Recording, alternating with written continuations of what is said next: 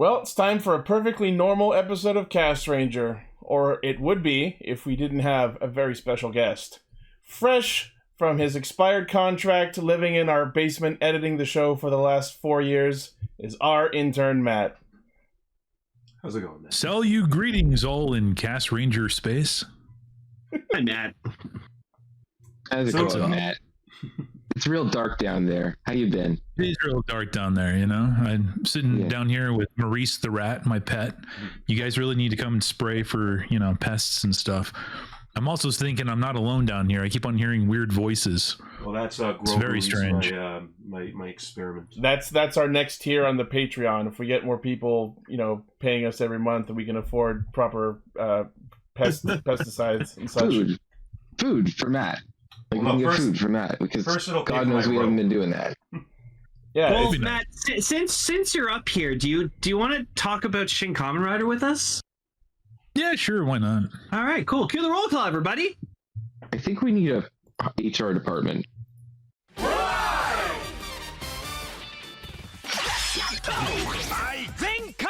Connect. Loading. Broadcast. Perfect. Show running super savant. Level up.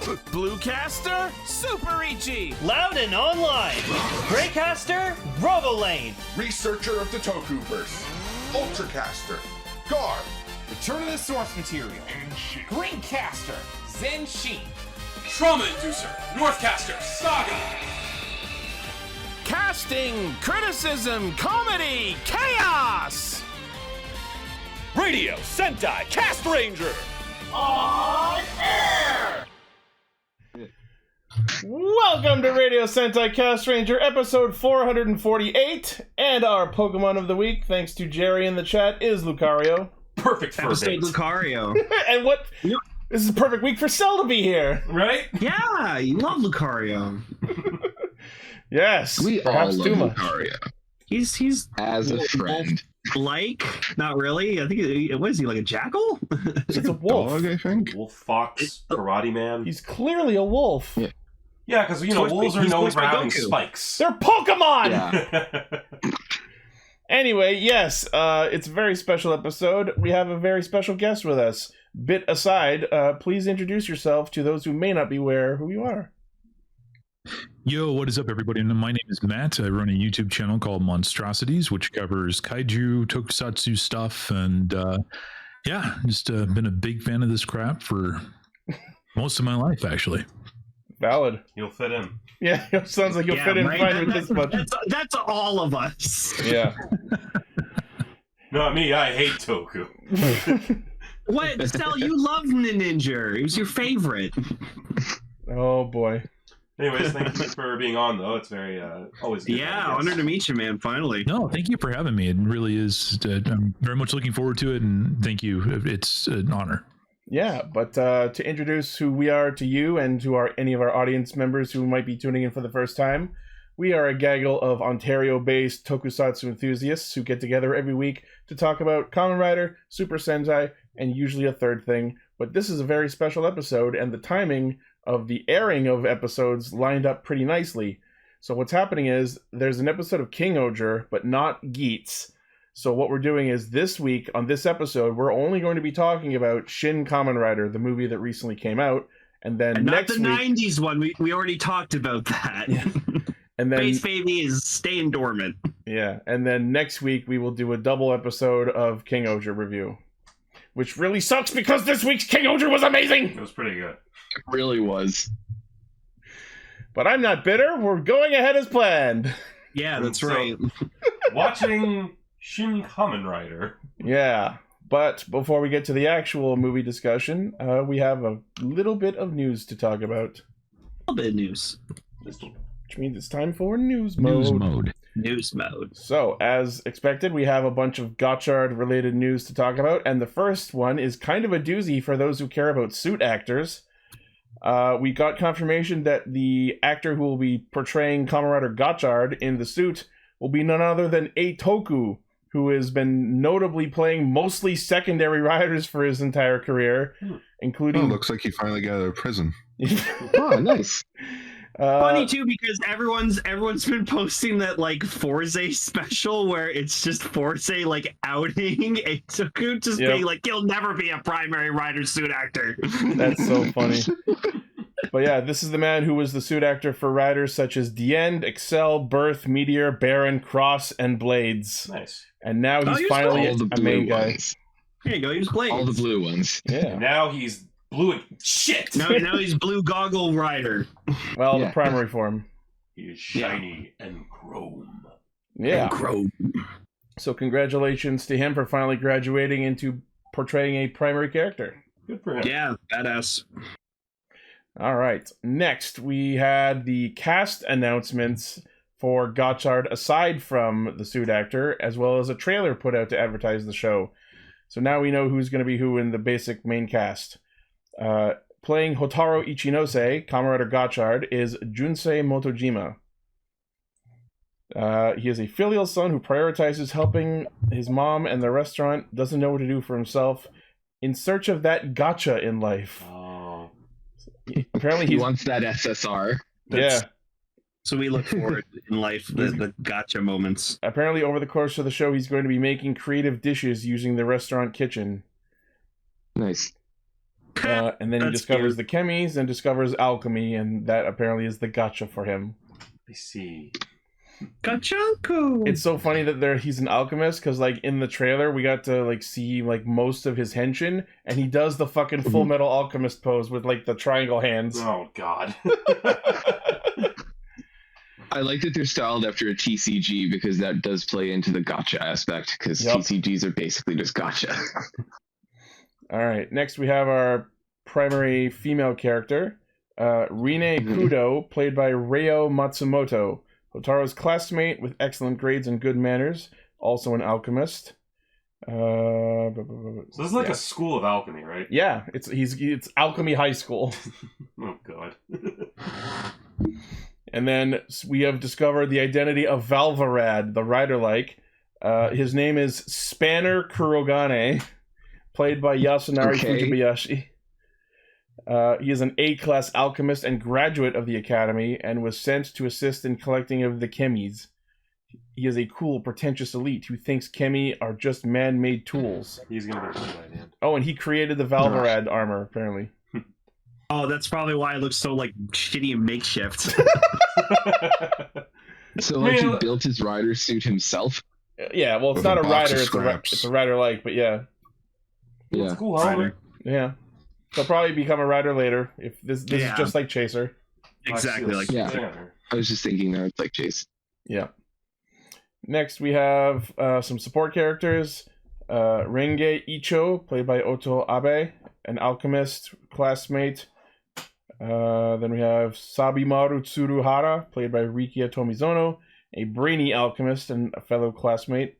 Extremely misanthropic, and carries a tablet with a built-in AI named Isaac. Oh, of course. Neat. Then we have... The angry video game nerd. Minato, a dull-looking middle-aged history teacher at Hotaro's high school, but he is secretly a teacher at the Alchemist Academy. This guy looks a little bit like Laser. He does look like Laser. And then this other character who looks like Wool from Zio is Ryo Kajiki, played by Amon Kabe, Hotaro's classmate. Hey, Tamaki! Looks like Tamaki with like bushy hair. A little bit, yeah. He loves the occult, an avid reader of Paranormal Planet magazine. Oh, this guy's going to be a writer at some point. Definitely. This guy looks like White Wizard. So first we have Tamami Ichinose, played by Yoko Minamino. Hotaro's mother runs a restaurant. Her husband travels abroad as an adventurer. And then this gentleman... Apparently her actor was in the freaking Kaku Ranger. Oh, neat. So is this meant to be like a fantasy world they're in? Well, it's a world that has alchemy. And adventurers, so like, I don't know. Oh. I can't wait for Gotchard Brotherhood. Yeah. Then we the have more accurate interpretation. The Kamen Rider that follows the manga. It's true to the manga. It'll be the one Kamen Rider show I actually like. And as this gentleman is Fuga Kudo, played by Kanji Ishimaru, Rin's father, who was an outstanding alchemist protecting the Kemi from the three Dark Sisters, and entrusts Hotaru with the Gacha driver. And speaking of three Dark Sisters, we have a villain played by a fucking 9-year-old. What? Yeah! That's cool. Oh, yeah, they're named after the Fates. Yeah. Okay. So the three Dark Sisters... Know! I know! You know! We have Alisa Sakamaki as Lachesis, the youngest daughter, who uses a special alchemy that is activated with the tone of her voice. Atropos, played by Itono Okita, who looks like a young girl but is the eldest sister. And of course. Kanan Miyahara as Clotho, the middle child who is good at fighting. I see. Yeah. So this is almost like another fucking Baroba situation. She It's looks young, but she's like 100 years old. Yeah, she's like a 15-year-old girl, but she's like 350 years old. It doesn't make it okay. We don't need to talk about that. No. You know who she is, Sel? It's fucking Melisandre. But that's the reverse of that. Yeah. Yeah. Who knows? She'll take off whatever charm she has on. She'll be an old woman. Yeah. And then the rest of this info is all stuff about the story that we've talked about before. So we'll move on to the next article, which is regarding the trading card releases. So most of this is info we knew before, but there's a cute little thing that I wanted to mention here. They're doing a password campaign for the Riot Chemi trading cards starting on September 2nd, a day before the series makes its premiere. If you say the password Kamen Rider Gotchard to the store clerk, they will give you a special promotional pack of 3 cards. Oh my. Can you just imagine like a 30-year-old walking into a store and like the employee's like 18, 19 and just come in there, that gotcha. Like, and then they're like, he knows the password, get in the cards. Here's the funny thing. I was just about to turn into trolls. I was just about to read the next section, which is the campaign is only available for elementary school children. No, and that's why there's going to be this guy who was outside of his store. He walks by kids, and gives them money, and be like, "Hey guys, can you give me these packs? Appreciate it, man. Appreciate it. Thanks." It's like the equivalent of Taka would do that with his kid. No, it's like with Kiki. It's like reverse getting an older person to buy you beer. That's exactly what I was gonna say. No, it's exactly that situation. Uno reverse. Uno reverse. Kamen Rider teaching adults to exploit children. I mean, hasn't it always? No, that's Power. These cards are gonna ruin the Rider fandom. That's just Alpha's Magical Christmas specifically. No, like stop mentioning that. I can see it now. Anime North, like 2025. You go to the I almost called it the Ichimonji. The Ichimonji. Nomi no Ichi? Oh, you mean the Otaku soup? Yeah. There's just gonna be people with binders full of these of all these cards. Everyone's gonna go hype over them, and then a year and a half later, everyone's just gonna I'm done. And as always, Ichi's gonna have the best table. Well, as we all know, where there's no me, there's no Ichi. Yep. But yeah, as we've said before, we have secured ourselves a couple of booster boxes of one of Phase 0 and one of Phase 1, so look forward to an upcoming unboxing video from us. And I got the biggest belt edition, so... It also, apparently, it's been stated over the last week that if you buy a full box of Phase 0, you're guaranteed to get every card in the set. Yeah, but we'll probably get, like, hollows and shit, so that'll be cool. Yeah, so that's cool. Yeah. All right, next, in Figure Arts news, we have SH Figure Arts Kamen Rider Black Sun, specifically the first Henshin version. Oh, spoilers! Oh, his Kaijin. Oh, okay. I guess his suit changes over the course of the series. I haven't watched it yet. Yeah. It's just reminding me of when the original Black Henshins, and you see like the monster form for like a split second before the armor goes on. It looks like his head is like heating up. Yeah, I don't want to spoil anything for Gar because he actually started watching it. But yes, for a bit of the first part of the thing, he's more grasshopper Kaijin than a Kamen Rider. So yeah. Apparently, this is based on the 5th episode. Oh, then yeah, he's grasshopper Kaijin. Then that's cool. I would buy that. Yeah. So 150. Really nice design. Yeah, it's all right. 150 millimeters tall. Comes with weapon, holding weapon hand, interchangeable hands, extra chest piece. Weapon. Tamashii Nation 2023 event exclusive, 7,700 yen November release. So like $80 ish. Yeah, it'll be like 100 after everything. Yeah. Yeah. And our last news story is a also heat related figure. It's Kamen Rider O's Taja Doru combo final episode version. Holy shit. What's the difference? It comes with a giant fire wings. And the Putotera medals. Just as you said that, it changed the image over to it. and the broken Ankh medal. Honestly, I feel like if you don't have a Taja Dole figure art yet, this is the one to get. Absolutely. That's pretty. God, this form is so fucking pretty. Yep. Oh, I like the stand. Yep. Oh, that's super cool. Oh, that wallpaper is so good. Yeah. Oh, final episode of O's was freaking mwah. Yeah. Especially the director's cut version. Yeah. All right. 145 millimeters tall. Comes with Taja spinner, cracked Taka metal.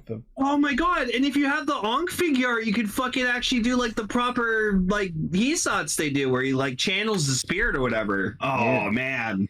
So this is also Tamashii Nations 2023, 13,750 yen. So that's over $140. That's warranted. And that's releasing in November. Yeah. Oh, and the chat is telling us that the Disney Henshin belt got some new details. Yes. No. I saw there was an image of it like with the vault open. Let's take a look at this. So what is the context on this? Why is there a Disney Henshin belt? Because why not? I'm guessing to celebrate the 100th anniversary or something. So they revealed what the belt looks like with the vault opened, and it looks like there's a screen in there. An LED screen. We also see a couple of the keys, one with the Mickey Mouse shape and one with a bow tie on it. What are the other ones down there? Let's see if we can... That one's Toy Story. I think there's like a Marvel one too. I think that heart one is Alice in Wonderland. Probably.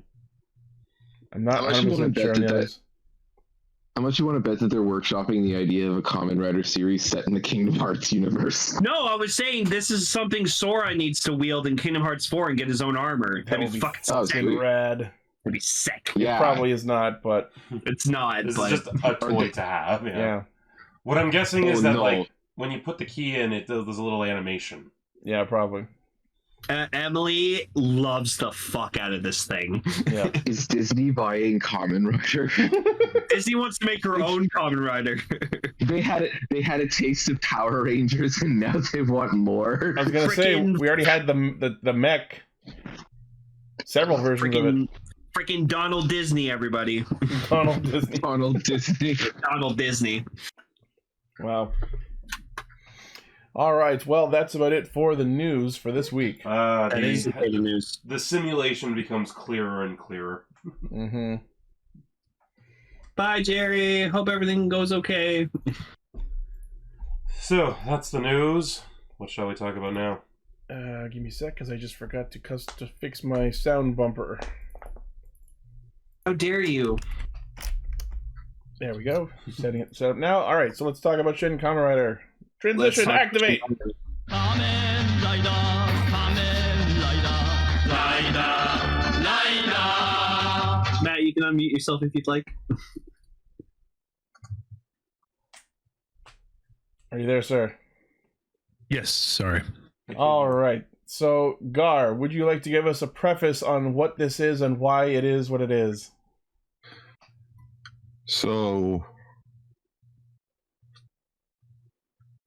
I got nothing. Good talk. Good talk. No. So, it was... sorry, I heard thumping outside. I'm like, oh god, they're after me. Okay, so 2020. Wait, this movie got announced in 2020, right? Or 2021? I think 2021 sounds right. 50th anniversary. which is sort of funny to think because, again, like Paul mentioned, I'm starting to watch Black Sun. Okay. It's like Kamen Rider 50th anniversary project. At this point, there are like 5 different 50th anniversary projects. Yep. Revise. They're all good. Yeah, Revise. Asterisk. Guys, quick thing. Gar, check this out. Hideki Anno first proposed Shin Kamen Rider after growing close with Toei during the production of his 2012 film, Wow. Evangelion 3.0. So this was in the works since 2012? Planning for the film began in 2015. Toei initially aimed for a release in 2021, the year of Kamen Rider's franchise's 50th anniversary. However, the thing happened. Yeah. So, The invasion. The Backstreet Boys reunion tour. yes. Invasion. So yeah, this has been I guess he's been thinking about this one for a while. I'd be curious where this was in conjunction to Godzilla. It kind of shows I that think Matt would know more about that, wouldn't you? Most from what I can tell, Shin Ultraman, Shin Kamen Rider, I mean, these were all discussions happening prior to Shin Godzilla, but then the minute that Shin Godzilla hit and it became a huge success, it's when I think a lot of these projects actually started to move forward. I feel like Anno wasn't even attached to Shin at first. I think it was Higuchi, and then I think Higuchi asked Anno to come on board. Or maybe I could be mistaken about that, but yeah, a lot of these things are. I mean, the good dude's been the guy got married in a freaking Kamen Rider 1 outfit. You know what I mean? Wow, the guy's been a fanboy for What a badass. Do we want to give most a of his preface? life. Do we want to give a preface to those who might be listening, not know who Hideaki Anno is and why this is a big deal? Have you ever heard? Yeah, he's probably the most overrated anime director ever. Holy shit! Thank you. Actually, I'm not kidding. Holy shit! That's how I feel. Thank you. The guy, I'm probably the wrong person to ask. I'm not a big Anno fan. I really love Shin Godzilla. This movie, additionally, I also love, but I don't know if there's a more overrated director on the face of planet Earth than Hideaki Anno. Look at this guy. He looks like a genuine nice fella. You can go have a drink with this dude. You can be nice and overrated. I want to chill if I have with to hear Hideaki. if I have to hear about this guy's genius one more time, I will probably literally die. It's old. I think he's a genius personally. So what I'm hearing is this guy is to anime as Kojima is to video games. Boom. Damn. Whoa. Jesus. We are all gonna get canceled on the fucking internet. He's gonna do Shin Go Ranger and then just never ask me for anything else ever again. Fucking imagine Shin Go Ranger. Oh my god. If I hear Shin Sentai one more fucking time, I'm going to fucking die. I want it though. So quick, You have it. It's called 2017 Power Rangers. kind of. You're not wrong. No, that you're not wrong. You're not wrong. Not wrong. All right, so I think we should get quickly out of the way. Yes, Shin Godzilla is an amazing movie. Sure. Yes. It's weird how good it is. It doesn't feel like it should be that good based off what it is, the time it was made, and all that. But it just works. Everything about it works. Shin Kamen Rider for me didn't work. So I think we should jump into it. Just what did everyone think? My overall opinion of this is there were a couple of really good shots, specifically the finishers of the combat scenes. I liked the bike chase, but overall, what I take away from this movie is there is a lot of really weird editing choices. One might call them bad editing choices. I specifically highlighted 1, 2, 3, 4, 5, 6, 7, 8, 9, 10 specific instances where I was so confused or that I had to specifically note that scene in red in my description, in my notes. Huh. I didn't think it was that many. Yeah. I understand where you're coming from. I really do. There were some choices made. Quite a few. I really liked it. Yeah, I really like this movie. For me, I have a couple nitpicks, which I think a few of them will be very obvious, specifically one. But overall, I thought it was pretty good. Like, I thought the action was solid. Like, I like that one scene where like Ichigo and Nigo are just kind of jumping and fucking fighting each other and stuff. Like, I just thought that whole sequence was fucking amazing. The Dragon Ball battle? Yeah, their little Dragon Ball fight. I'm looking at this and I'm just like, this is silly as shit, but this is what we fucking love, everybody. This is what we watch week to fucking week. But that's one of the problems I have, though. It was trying to be like too silly sometimes, and other times it was too serious. Isn't that what Kamen Rider is, though? I was gonna say, true. And maybe that's why I don't like Kamen Rider. One of my tenets of tokusatsu, and I've said this back when we did our Q&A, the best thing to me about tokusatsu is when it manages to strike that juxtaposition, that balance between its action and its comedy. And can I just interject for 1 second? Sure. I would say that, to compound on your thought, I would say that it's more about how it can take itself seriously while also not taking itself seriously. Like, it can present itself in a way that is, quite frankly, lame at times, but it's how much it makes you believe it that I feel like is I would agree with you, but I think it's better done by other people, because exactly who does that? Sure. You know who does that perfectly? James Gunn. Like, his movies are such a great mix of this should not, like, Polka Dot Man should not be as great of a character as he is. Oh my god. Yeah. It's how it takes the absurd or like the cheap looking or the artificial and makes you believe it. Makes you go, yes, this is a world where a guy is a grasshopper cyborg. And I'd be okay with that. But I think the biggest problem for me is part of it is the length. This did not need to be 2 hours. It did not need to be 2 hours. I agree. Yeah, its length is part of the problem. You guys will sit through a 3.5 hour Marvel movie, but you'll complain about a 2 hour runtime from a Japanese flick. Listen, I expected more out of you guys. I sat through Avengers Endgame in theaters twice.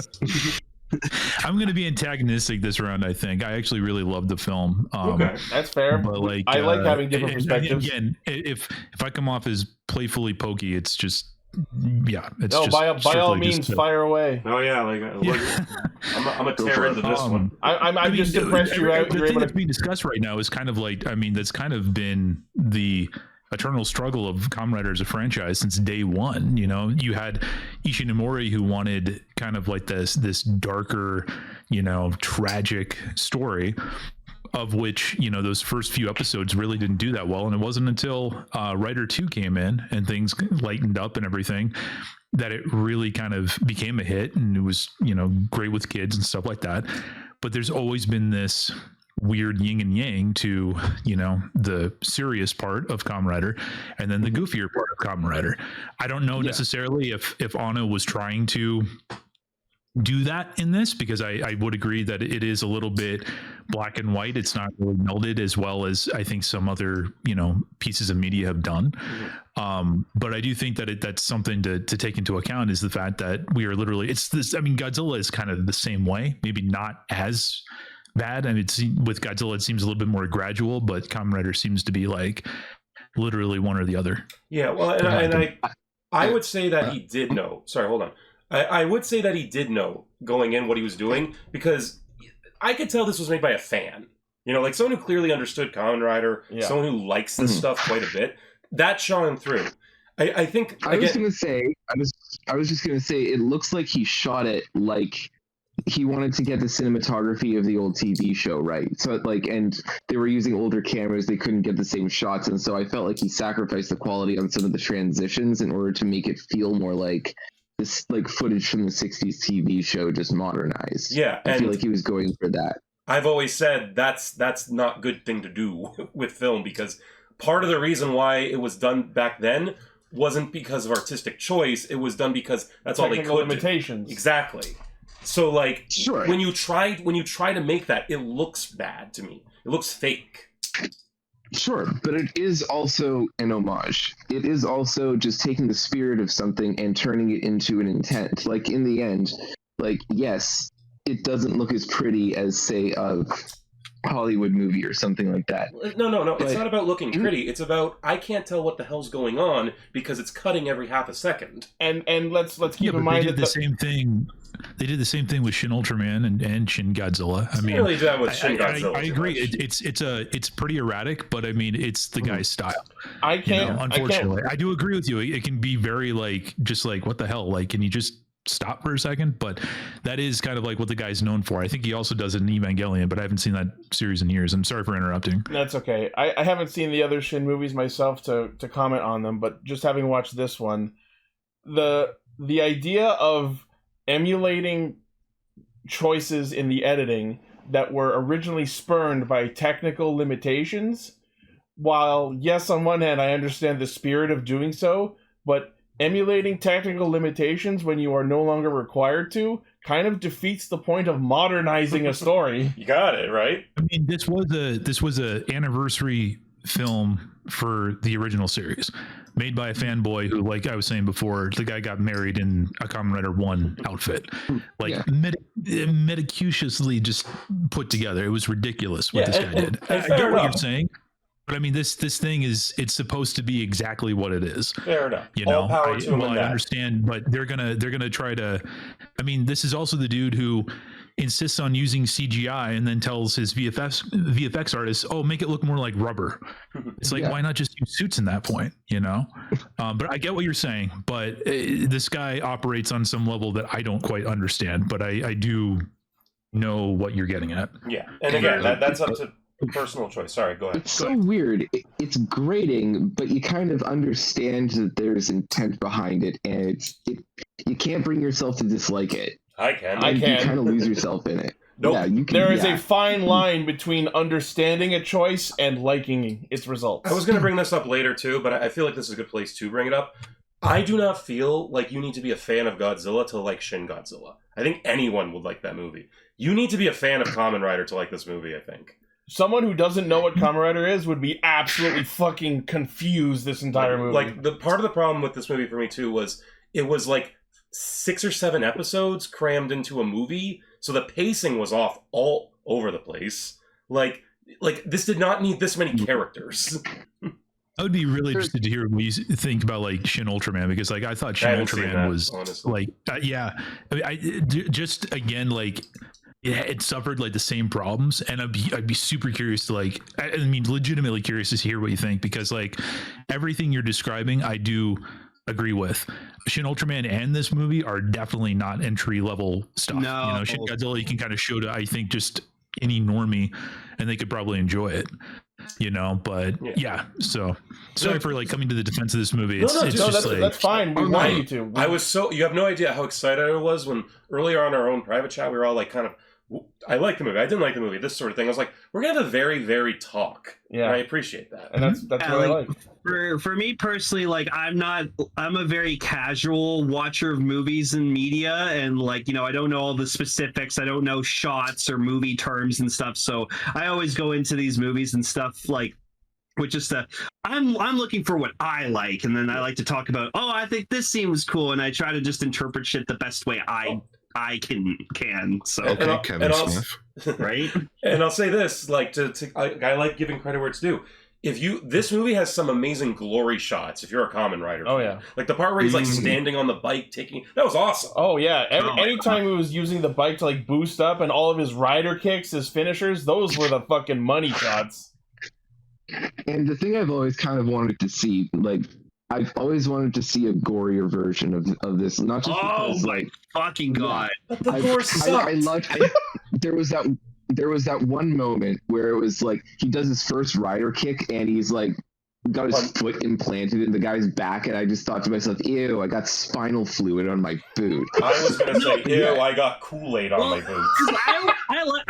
I think they nailed how powerful a rider's supposed to be in this movie, because like you look up all these like rider stats on like the wiki pages and shit, and it's like these guys like punch like 4 tons of pressure when they punch someone. And like you see him punch like a dude's head into a fucking tree.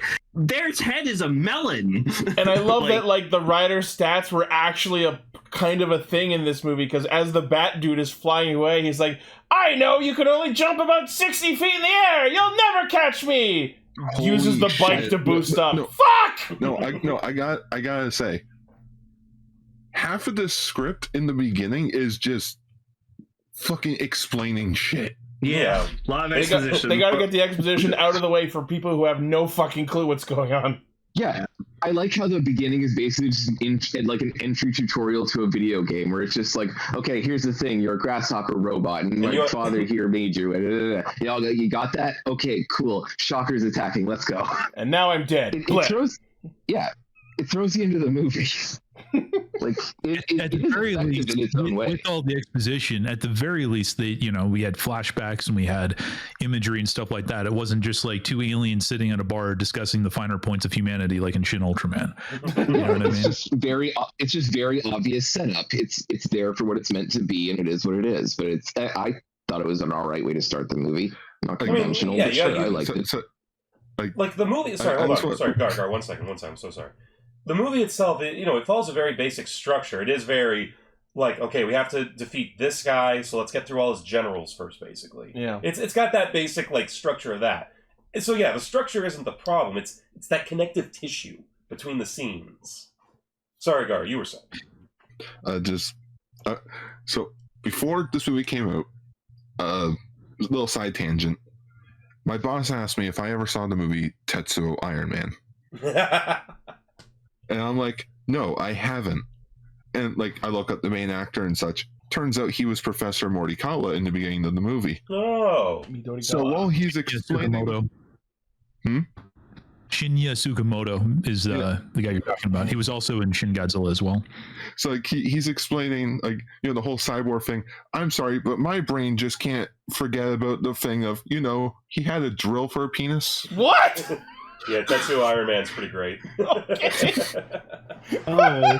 It's a great movie. Oh, no! I got into the science so I could build myself a drill penis. This is from 1989, isn't it? Like... Okay. Huh. So yeah, watch Tetsuo the Iron Man. I liked it that he did kind of answer a question where it's just like, so what does he look like when he's underneath that suit, when he's transformed? That was actually a neat idea to include. That was awesome. That was so cool. Like when that was something straight out of the manga right there. Oh, yeah? Mm-hmm. Neat. Oh, yeah. And then the Shocker Riders were even more fucking horrifying. Like, I was like, Jesus Christ. Oh, wait, you can actually see them? Oh, yeah. There was one shot where he ripped one of their masks off, and he kind of looks like Comrade Black under it. Yeah. I thought I was watching the 2014 Godzilla movie. Okay, one of my first nitpicks, and I think this is the obvious one, and I think everyone will agree with me. Why did they not ADR their dialogue when they had their helmets on? Like, they were actually talking underneath. I get it. That's the point, Lane. It's going for grounded realism. But it's stupid. No, you know what? You know what? It was hilarious and realistic at the same time, so I actually appreciate probably it was a tough sell to someone in the process, but having it be so that their dialogue was muffled by their masks, I actually like that choice. I'm Damn it. 50-50 on it, honestly.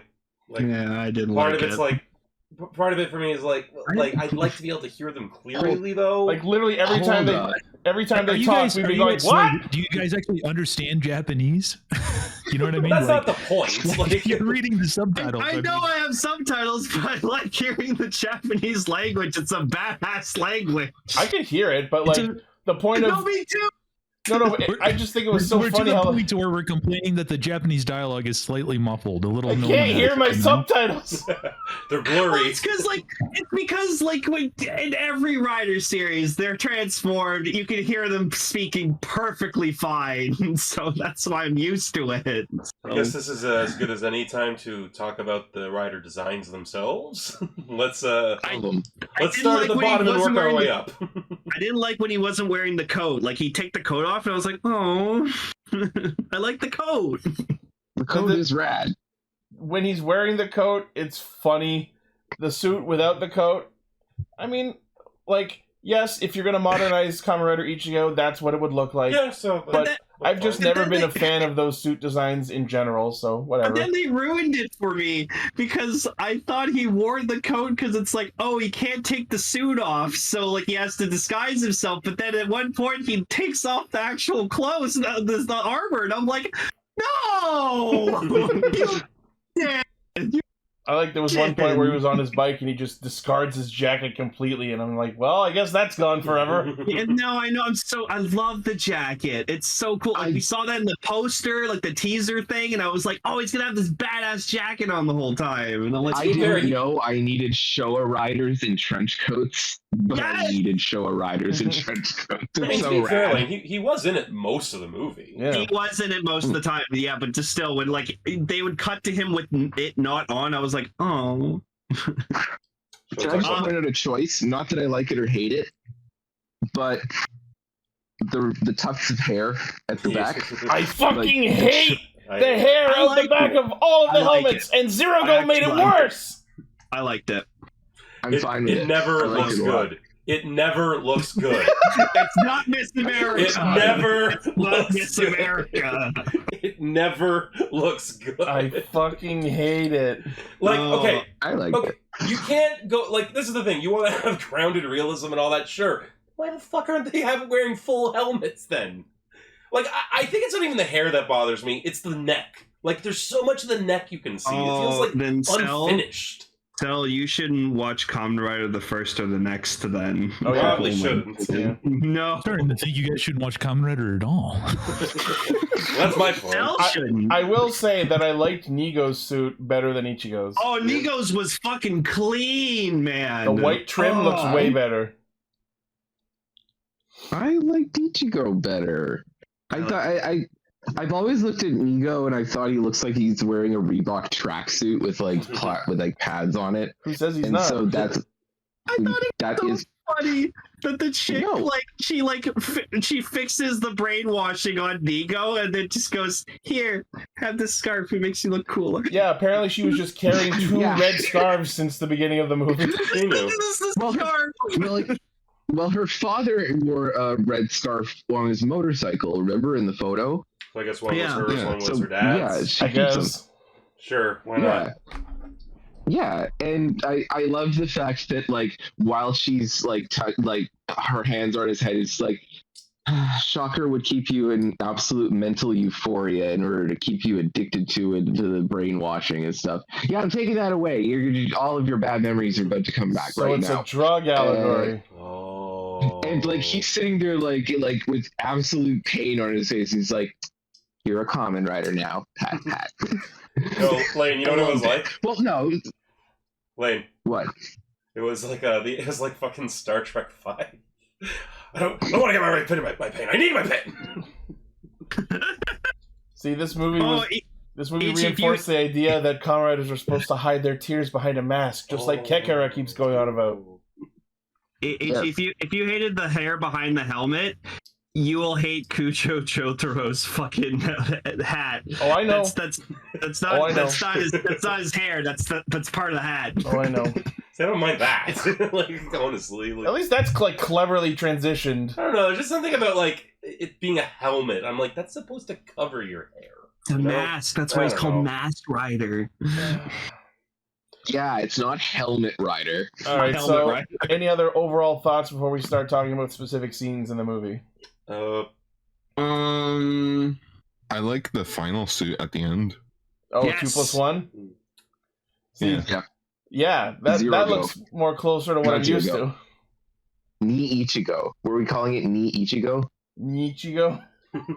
Yeah. It's V3, guys. Come on. Clearly not. V3.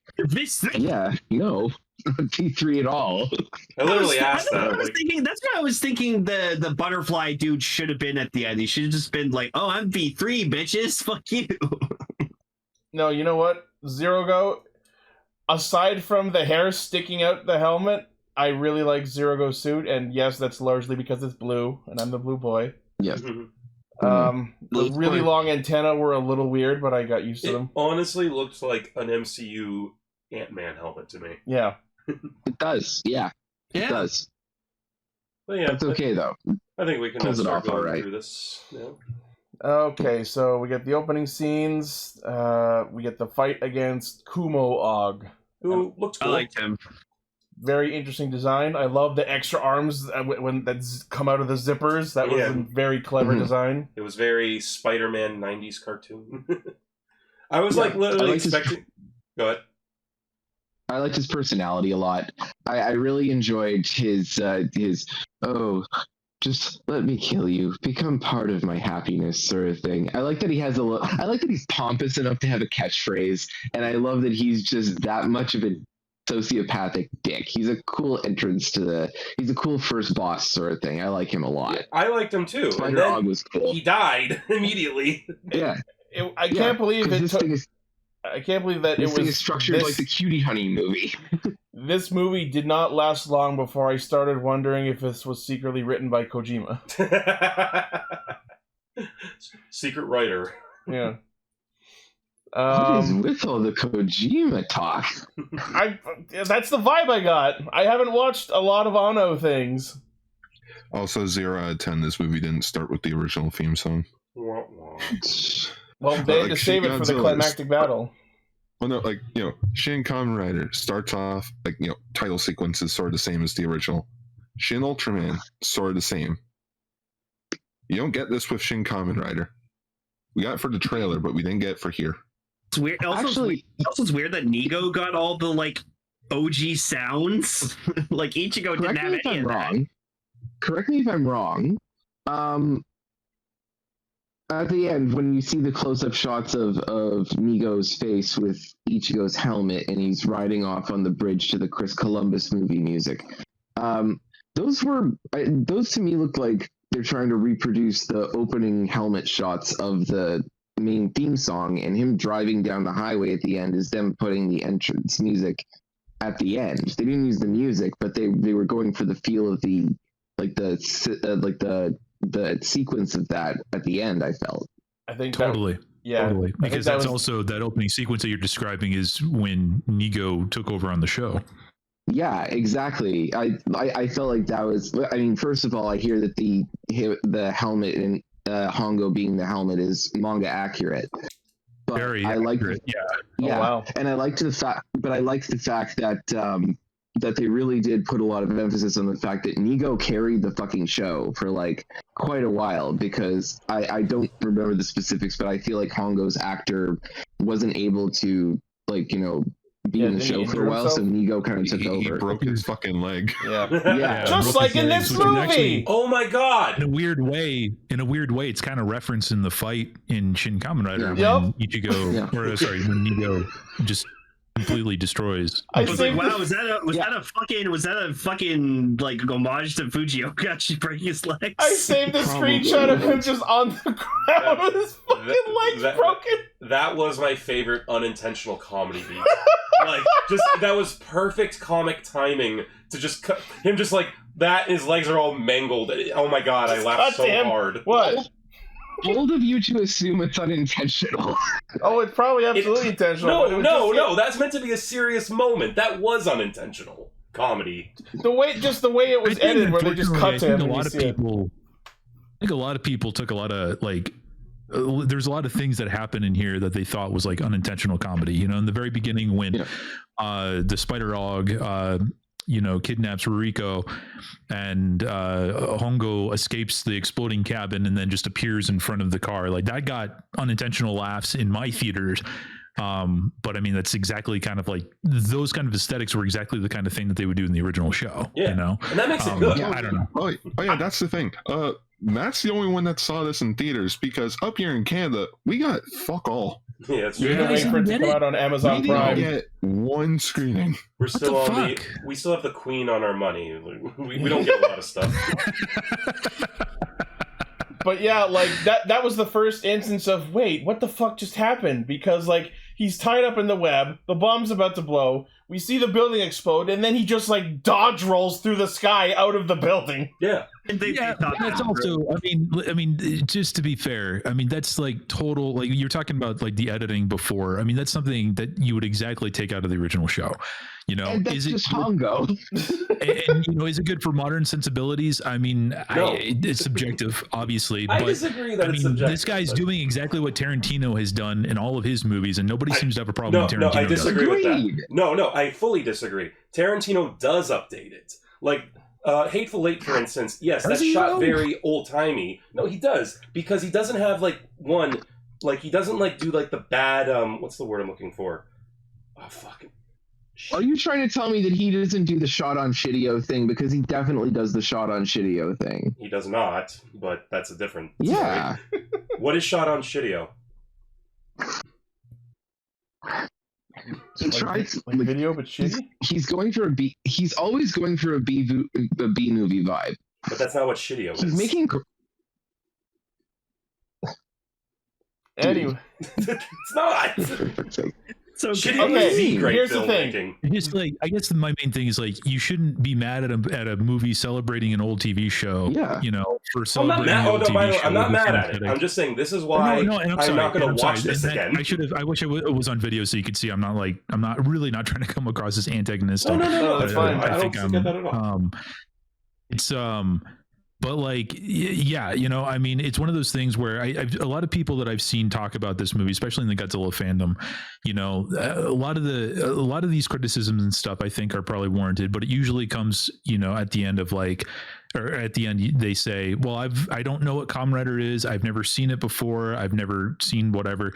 But the thing is, you're right. You said it so yourself, was like, you need to have some kind of base level understanding to enjoy this. Even Kamen Rider fans, I heard, didn't enjoy this movie, but even that's because they didn't know what this movie was trying to do. You know what I mean? Honestly, it's not even the editing that I think kills it for a lot of people. I think it is the structure of the movie, because we're just going from set piece to set piece with very little to like bring it together. I'll tell you this, and again, I know this is subjective. Out of all the Shin films, I think this has the most forward momentum. Shin Godzilla, as much as I love it, the minute the breath scene's over and the guy freezes, I mean, it kind of goes to a standstill. Shin Ultraman, I fell asleep during that movie in the theaters. I never fall asleep. Not to say that like this is like the experience that defines everything, but Shin Ultraman for me was like, it's go go go go go, and then it just stops stone dead. At least in my opinion, at least with Shin Kamen Rider, there's always like something happening. We're always going forward in a different direction. We're not just sitting around, you know, having drinks talking about whether or not humanity should survive. I mentioned before that it reminded me. Did you ever see the live action Cutie Honey movie from like the early 2000s or like? Oh man, no, I'm curious about it though. I've heard this is very similar to The that. other Ono movie. It's a boss rush of a movie. It's a boss rush of a movie. Like, and they're doing pretty much the same thing where they're going through the baseline beats of the manga and they're just adapting it for an hour and a half long movie. And I'm just kind of thinking to myself, that is kind of the structure you'd be doing, because you're adapting an episodic thing, which you can't just condense into like just 3 equivalent acts of beginning, middle, and end. It does kind of have to be a boss rush, because you're dealing with a tokusatsu series that has a weekly monster that you have to fight. You pick the ones that are most plot relevant and you turn it into a sequence of smaller arcs. I guess the real question is... I don't see anything wrong with that. I guess the real question is then, shouldn't they just have like, instead of doing that, like take the main characters and everything, make it focused on the final... Was he in the show? The final guy? Ichiro? No. The butterfly guy? No. No? No, he is not. No, Zero Go is a new character. Because to me, I'm not kidding here, I honestly feel like the best way to structure a Toku movie is actually kind of like the original Power Rangers movie, where it's a very simple story, but we're not just running through enemies. You know, we have different things we have to do, we have to do this thing to get to this thing, and there's going to be fights along the way. Yeah. But the problem is, this was like set up like the movie was about the fights. Yeah.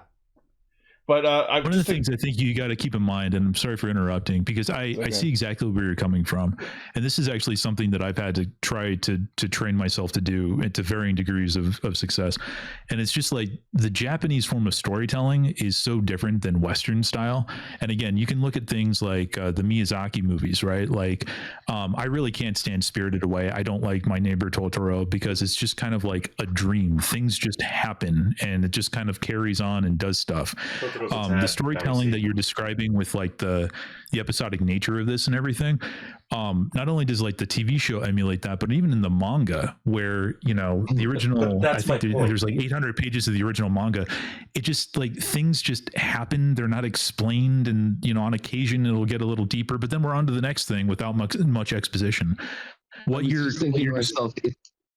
Sorry, I was just thinking to myself, it's like reading Devilman or something like that. You kind of have to think to yourself, is this just Ishinomori's way of storytelling? No, but here's the thing. The thing is, it doesn't negate what you're saying, though, because like I understand where you're coming from, but I do think it's a much different style of storytelling, which again is always subjective.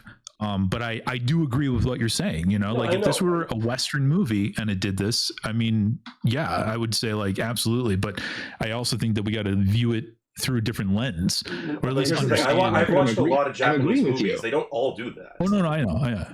Yeah, and I'm agreeing with you. For the record, I am completely agreeing with you.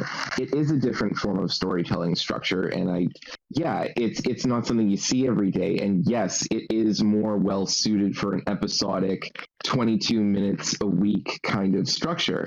But like, I don't think it doesn't work in a single movie structure, and I didn't mind the length of it, and I thought that and I felt like I feel like I've maybe seen more movies like this, so that I'm kind of used to it. So this just kind of felt like a standard issue adaptation of something that's at least the first arc of a manga long. Like that's just how it read to me. Here's my take on it. I'm agreeing with everything you just said.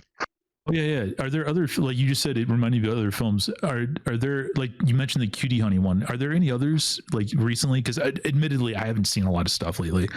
But have there been other works that have kind of like emulated that style? Sentai Castranger was kind of a boss rush. Yeah.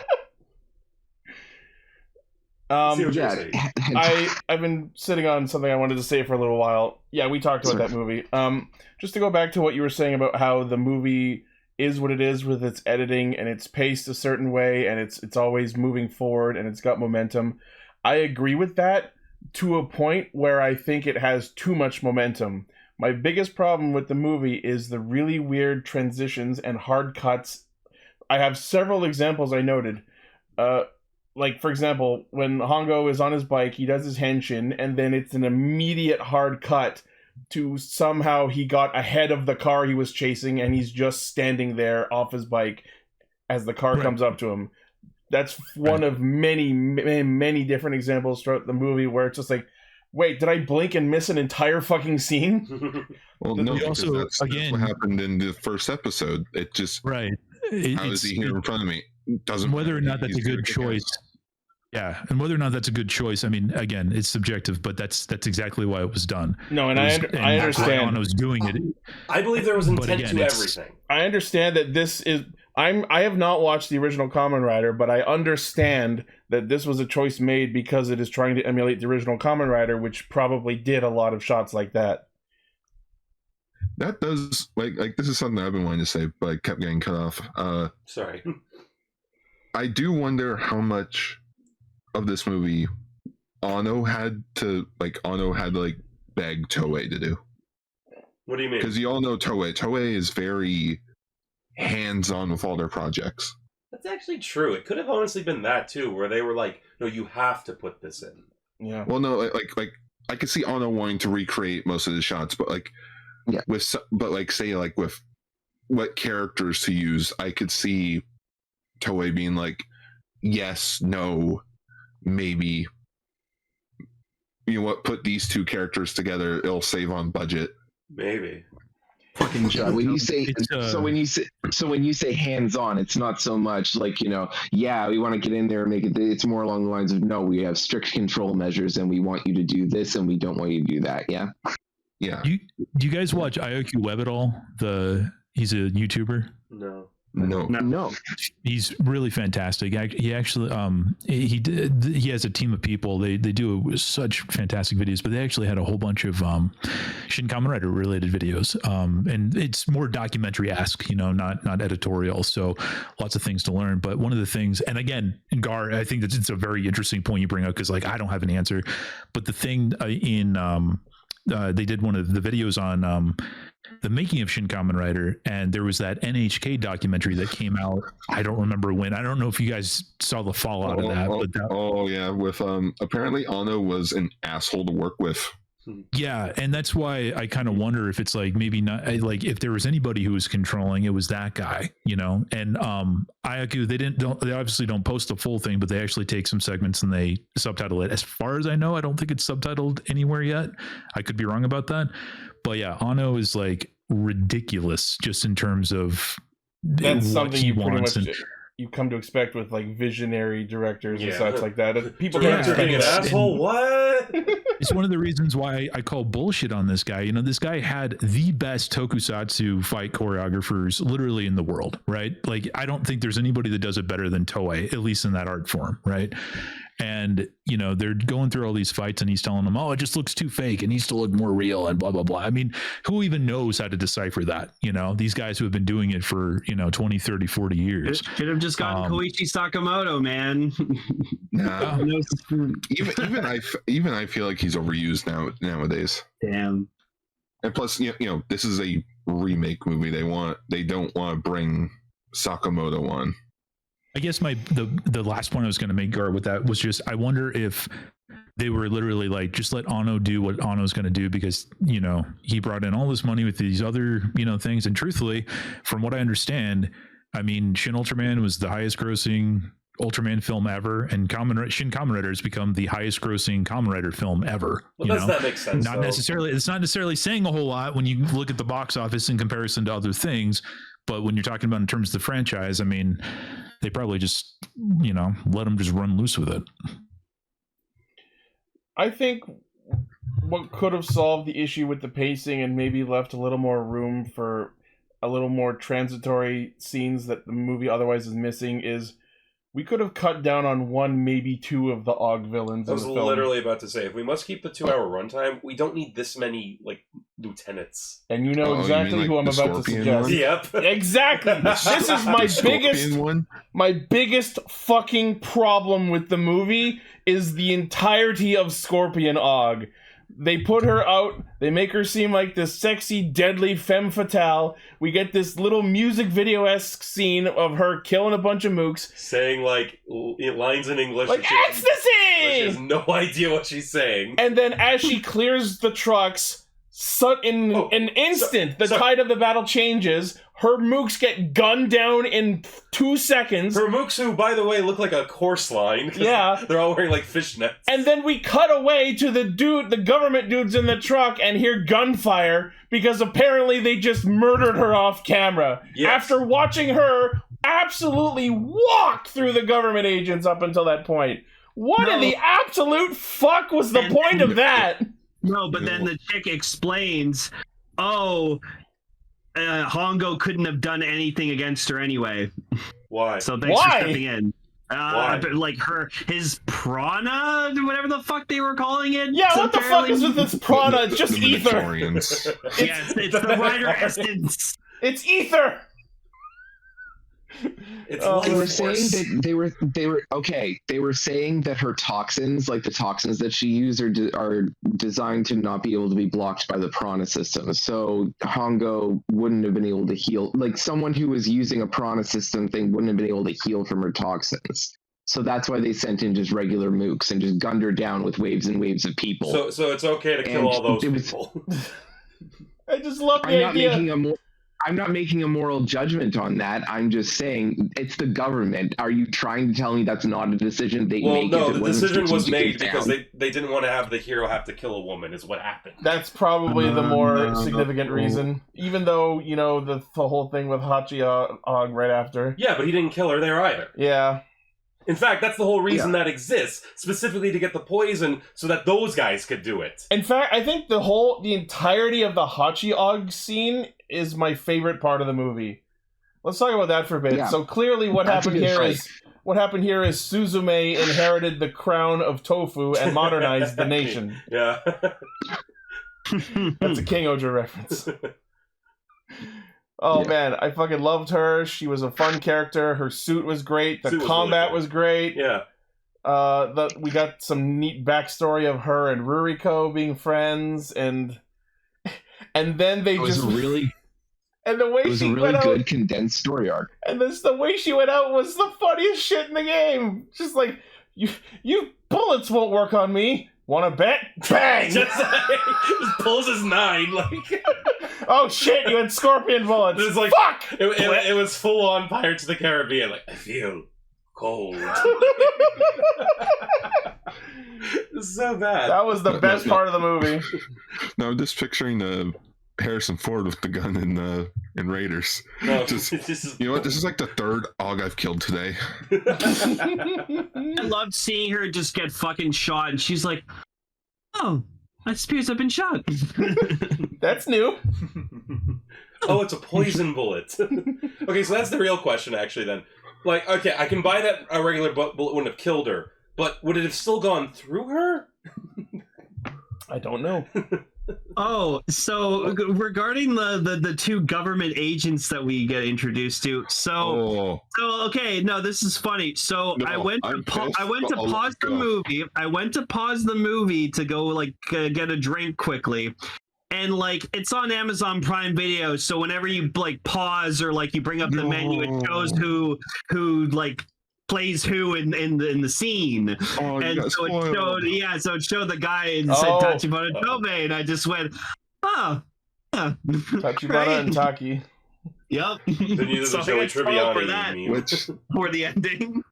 Taki, I understand because he was originally an FBI agent in the original show. Yeah.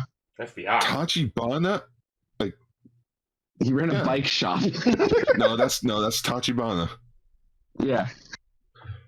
I don't understand why they made like why if you're going to be so like that's their just call us Shield moment. Speaking of that, no. Let me finish quickly. Yeah. Just if Anno was wanting to make everything close to the original, why did he change Tachibana and Taki? Well, no, okay, you know what? Just Tachibana himself into this like emotionless, like silent guy that works for the government. Because everyone in this movie was emotionless. Yeah, we can't have comedy in our Kamen Rider movie. I think I'm just sad because me and the guys in the Discord here, we've been watching Showa Kamen Rider, and Tachibana is like our favorite character. Well, yeah, fucking cat, man. But yeah, so they gave Shocker fucking acronyms. I was like, she's like describing it, and then it just spells Shocker, and I'm like, oh my fucking god. And it was wrong, by the way. Uh-huh. Yeah, what was it? What did it stand for again? I have it written here. Hold on. Thank you, Ichi. Thank God for you. Remodeling. So, Sustainable Happiness Organization with Computational Knowledge Embedded Remodeling. Just for all the kids out there, with would count as a letter in an acronym. So it would be Shoker. It should have done that. Shoker. Their whole fucking thing is, we want to bring happiness to everybody, and I'm just like, you're doing it the wrong way, guys. to bring up King of the Hill, just are you all a cult? It's not a cult. It's an organization that promotes love. Yep, this is it. Yep. So apparently their plan.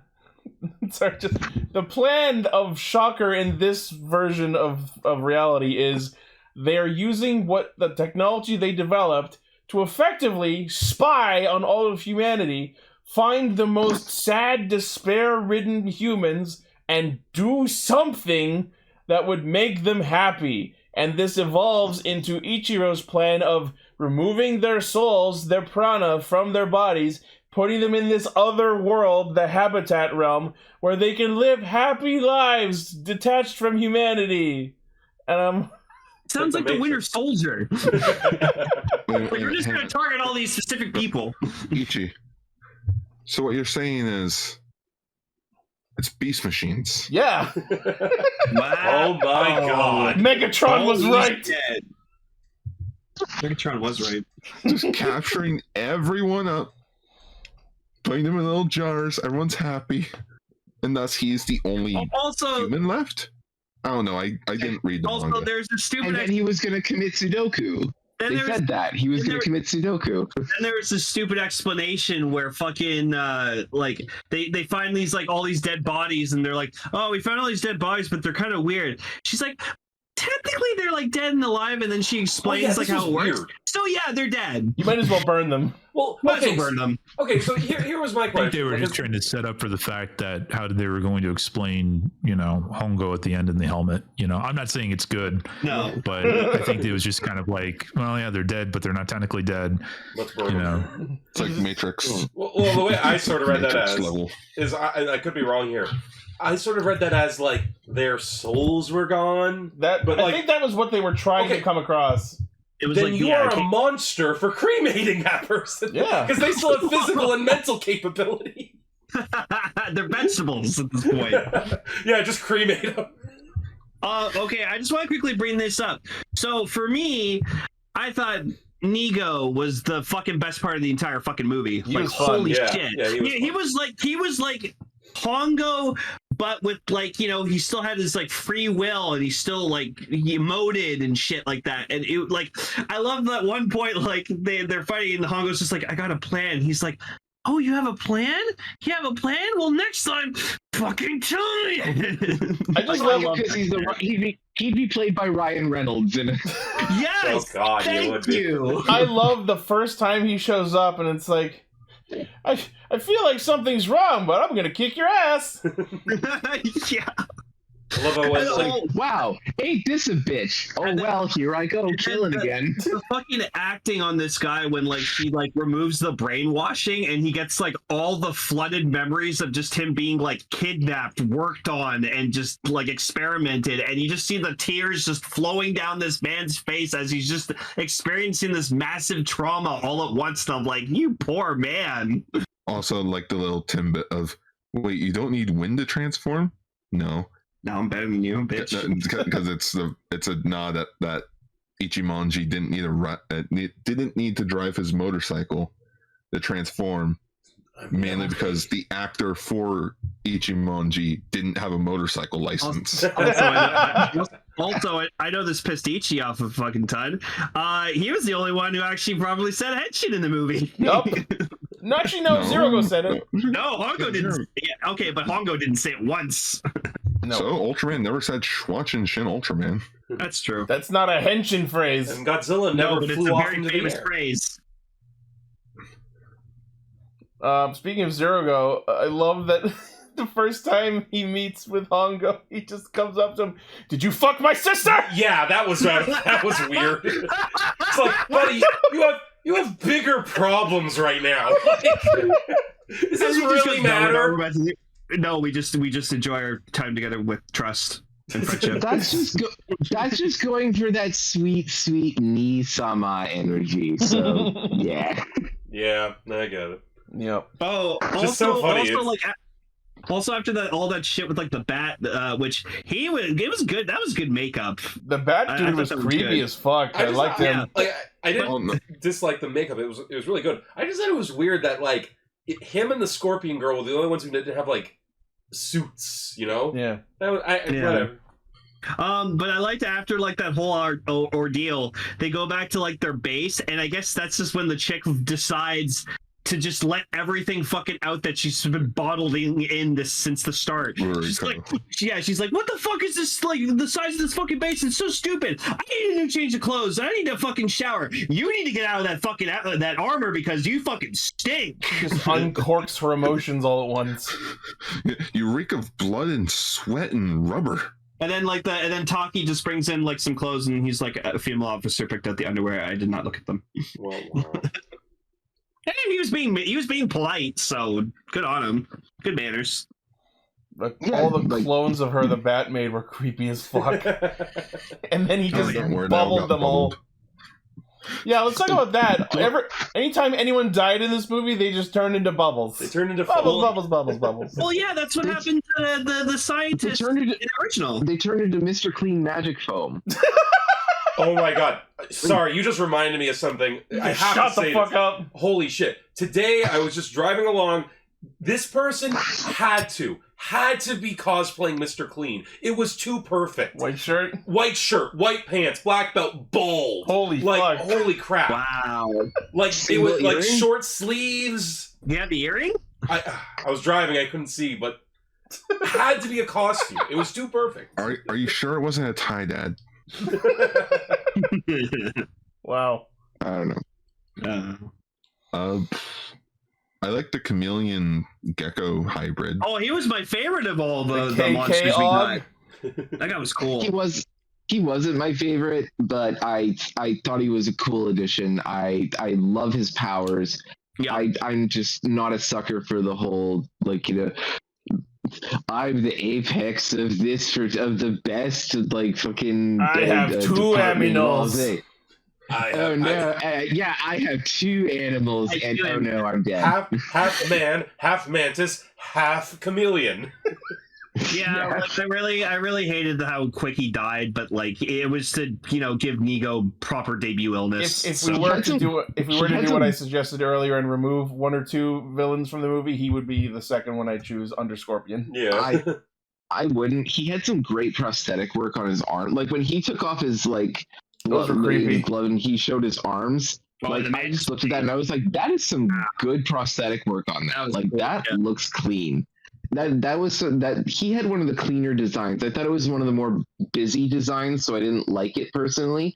But I loved the technicals of all of the design that goes on him. I thought when Zero Go was transforming, like his head fucking splits, and I thought like the face was gonna split open into the helmet. I was gonna be like, no. That would have been great. And like I'm a bio booster armored Guyver boy, so when I saw his face splitting open, I thought to myself, "And where's the Zoa crystal? Come on, turn into a Zoa." Oh, okay, all right. Not a Zoa Lord. You know what? There you go. How about Ono makes like a fucking Guyver movie? Shin Guyver. Shin Guyver. I was way overdue for a new Guyver thing. Bring David Hayter back. Why not?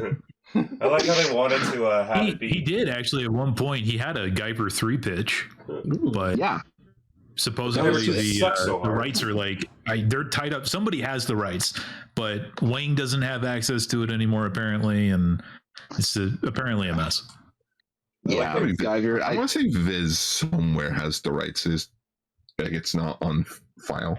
I like with him they wanted to make it KK, so they said, okay, the Mantis will be Kamakiri, and Chameleon, we're going to change that to a K. It's like the KKK, but one less. Oh, I see. Speaking of K, the robot. You mean robot detective? Oh, you mean Lane's perfect form? I know, right? Yeah, no, this guy was dope. I didn't know he was a reference to another show. So yeah, the Bicentennial Man. So let me get this straight, because this is where I'm confused on all this. There was this, Japanese businessman. Yep. The founder of Shocker. Who funded the project for Shocker. Not Nazis. We can't the original, enough. It's not the original Nazis. Founder was apparently he had good intentions, and then Ichiro twisted He created an AI system, which was I, named I, and a robot named J, which was the Kikaider looking fucker, who then upgraded but to it got K. promoted to K. Yeah. So J got turned into K. Yeah. JK. Mm-hmm. Yeah. Then the business guy killed himself. Yep. Yeah. Mm-hmm. And I guess this is where the whole prequel manga fills in all the blanks. Yeah, I guess. Profit. Yeah. By the way, there's a prequel manga to this movie. I can believe that. Yeah. So K was meant to observe and absorb trauma, and I was meant to interpret and provide solutions to the trauma, and that's Shocker, and I don't know how to feel about that. So all of this robot in a fucking pimped out suit is just gonna stand creepily off to the side of all of humanity and pick which despair-ridden humans are worth saving. He should really be spending a lot more time in Africa. So, I have a headcanon. Like, you know how he had that motif of stuffing flowers into his pocket whenever, like, I'm gonna need a lot more flowers. Important died. Yeah. I like to imagine that he changes his jacket and puts on another jacket. Like, he doesn't just take the flowers out of his pocket, he actually just takes off his jacket and replaces it with another identical jacket so that he can put more flowers into the next So he one. just has a closet full of jackets with flowers in them. When he's talking to the chameleon guy, he's just like, I hope those two come back, and he's like, well, sorry to say, motherfucker, they're not gonna come back. Oh, why is that? Because I haven't fucking killed them. Oh, very tragic. That's nice. The Shocker Riders were cool. Yes, I love them. Okay, that's another aspect of this movie I want to bring up that I liked. Like, I had my problems with the editing, but it's shot very well. Yeah. Like, very good cinematography in this movie. Like,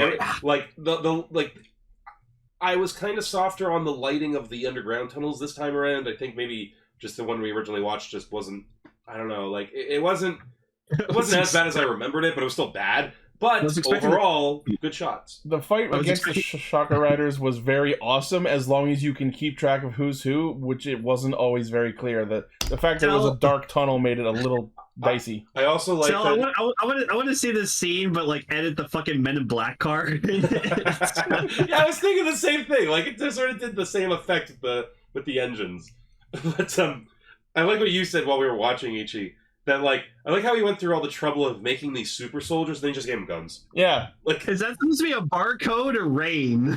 Both. It's rain. Okay, I know. Yeah, so there are deleted scenes to this movie. Well, of course there are. Oh, cool. Because it was even longer originally. Oh, God. Give us the Schneider cut. Oh! Like a few seconds here and there. Like, when Hongo's on his way to attack, like, for, like, the final battle, Ichimonji had a few things to say, instead of just being like, okay. No, like Ichimonji mentions how, like, oh, he's protecting humanity, even though in reality, when they find out who he is, they're going to dissect him and find out what's going on. But then he looks down at his own belt. He's like, shit, guess I'm in the same camp. Yeah. As he's riding, he sees the Shocker Riders outside where it's raining, which is a reference to the original manga. Oh, okay. Nice. Can I just say, when it comes to Ichimonji's character, I loved that character. Like, the moment where Hongo and Ichimonji are standing there, and he's like, so what are you gonna do? Like, you gonna go? And Ichimonji's like, well, what I really want to do is join up with you and you know, fight Shocker and stuff. But, you know, as a journalist, I've developed a rather healthy distrust for the government, and those assholes behind you over there, I don't trust them. So I'm gonna go do my own thing for 5 whole minutes. 5 minutes, right? Right? 5 whole minutes, and then I'm just gonna be like, okay, I guess I have to do that. It's the end of the movie.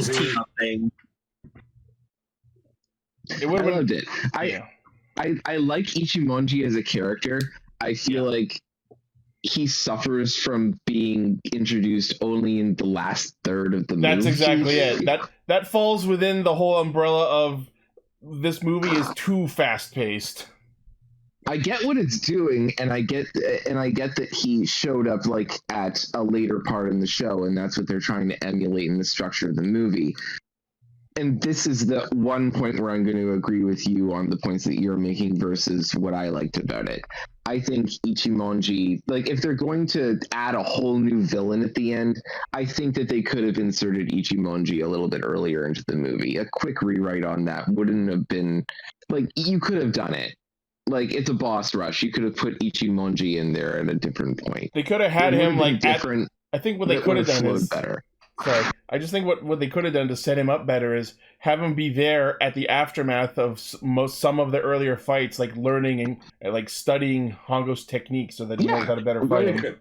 Here's what Write a couple read a couple of scenes where he's just like, huh, so he's able to do that, huh, sort of thing. Yeah. Or just yeah. You make the movie more about Hongo and Ichimonji and Hongo. You make it about them. You cut out. I'm sorry. What was her name? Ruriko. You don't need this character. Like, she dies halfway through. And that would also then we can get rid of the Scorpion and the Hornet plot, because those are unnecessary for the plot of this movie. You know. As much as I enjoyed the Hachiog scene, it was not very central to the plot. Like, you make this about the two riders, is what I'm saying. You need Ruriko for that movie. If it was just about the two riders, you would have then it'd be way Rider too gay. the next and the first. Right. Yeah. I mean, I like the whole thing about this movie, again, just from my perspective, and it's something that I really greatly appreciated about it, was the fact that it's kind of like that search for humanity. You know, I mean, these people who have been raised in this evil organization, you know, and kind of like how they become human or wrestle with that, and we see this in all the characters. We see how Ichimonji deals with it. Hell, even Ichiro, you know, the butterfly augment, you know, his whole thing is like, yes, he hates humanity, but the reason why he hates humanity is because he feels one of the most human things of all, and that's pain. And this is how he's dealing with his pain. Yes. You know, you have all these characters dealing with it in different ways. And Ruriko, at least for me, I know a lot of people bitched about the fact that, you know, she's just an exposition dumper, which is fair enough. But, like, her death and what follows there, at least for me, is like the most Kamen Rider thing I think I've ever seen. It's just that humanity, and that's the thing. Like more so than most of these heroes. It's like, I understand we all love the, you know, Kamen Rider, you know, the mask and all this, but at its core, at least in this iteration of Kamen Rider, it was really also what was behind the mask. You know, the human element and that kind of thing. These were themes that they were trying. I mean, the original was trying to convey. If it achieved it or not is up for debate, obviously. But like Ruriko, what I got from Ruriko's character was that she was a victim of Shocker. Yeah. Like, Hongo was a victim of Shocker, but he got mega super strong superpowers. Like, she's basic. She goes out of her way to make sure that we know she is, like, there's a lot about her that's artificial. Like, my eyes are computers and I was born in a synthetic womb. I don't have a mother, sort of thing. She is a victim of Shocker, and she is like the culminative. She's a culmination of all of the horrible things that they're doing. And yet she still wants to bring them down. Like, they talk about how she came up with the concept of the habitat zone, but she also learned and grew beyond Shocker. Like, all the rest of the generals in this, they just accepted it. She didn't. I liked that. But wait, I thought she was raised by her dad outside of it. No, I think Ichiro was raised by the dad and mom, and then Ruriko was raised by the dad, but not the mom. Yeah. She was a test tube baby. Yeah. But she wasn't raised by Shocker, right? Well, she was raised by the dad, who was part of Shocker. Yeah, raised within Shocker. Yeah. Her best friend was the wasp kaiji. I know that. I just think it's really.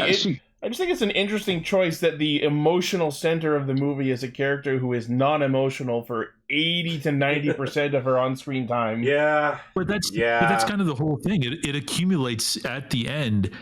I mean, she lived through Hongo. She found her humanity through Hongo. She said so as much in that final message. Even when she kind of bitches, you know, I need clean clothes and blah, blah, blah.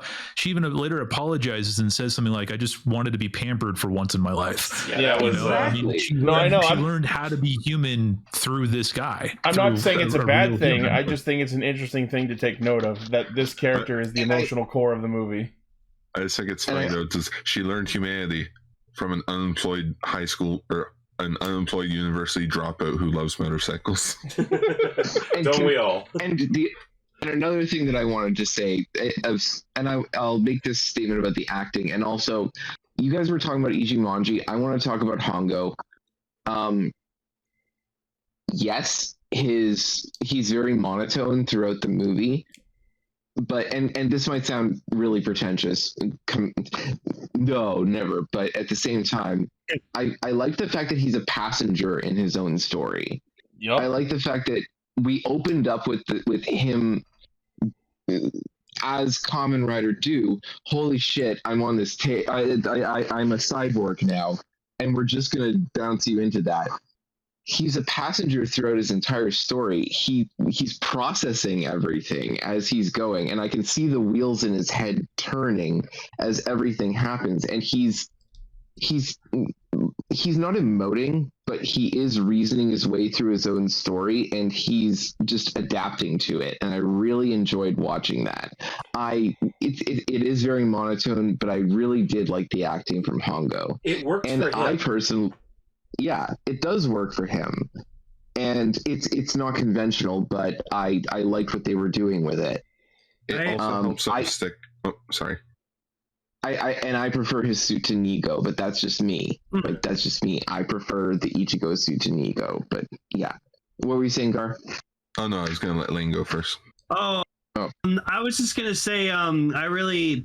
Like the part where like she leaves like kind of like a final message to him, and like he puts on the helmet to see it, and just afterwards he just breaks down, and he's just so fucking sad that he lost probably like the only real friend he had given his new position.